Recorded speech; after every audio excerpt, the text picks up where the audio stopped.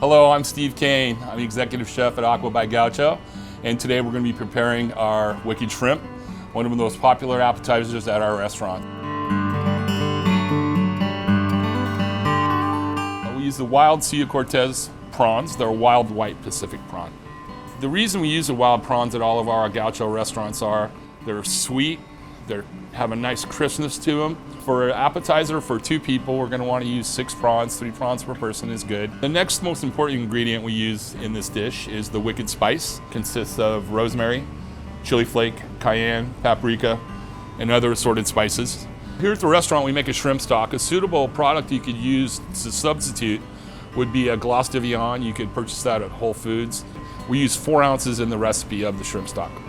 Some of the other ingredients we're using in the dish today are minced garlic, 1.5 teaspoons. We're going to use a medium weight beer, a lager works best, 2 ounces of that. We're going to use Worcestershire, 1.5 teaspoons. Clarified butter to start the dish, 2 ounces. And then 2 ounces of whole butter to finish the dish. Great, we're going to go ahead and start our wicked shrimp. We're turning the heat on a medium high right now. And we're going to go ahead and let the pan get hot, okay? So we've got 2 ounces of clarified butter. So right now, the butter's starting to move a little bit in the pan here. You don't want to bring it to the smoke point. That'll be too hot. That's when it starts to smoke a little bit. So the first thing we're going to do is add our prawns. And don't stand directly over the top of the pan in case you're getting a little bit of oil or butter splattering.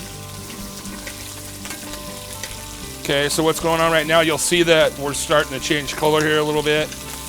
We want to go ahead and cook the prawns on the first side, get them seared, and then we're going to turn them over and we're going to start our cooking process with the rest of the ingredients.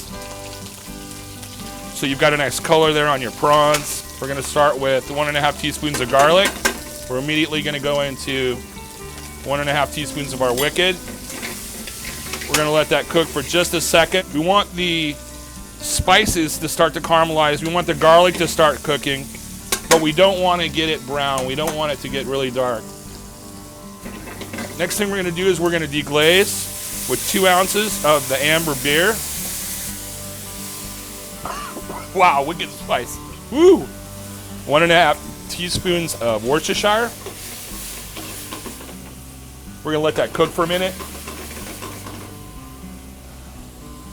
Yeah, those prawns look great. I'm going to flip those one more time. We're going to go ahead and add 4 ounces of our shrimp stock. Now that sauce is starting to come together a little bit. We're going to go ahead and let that cook. The function of the butter is to richen the sauce up.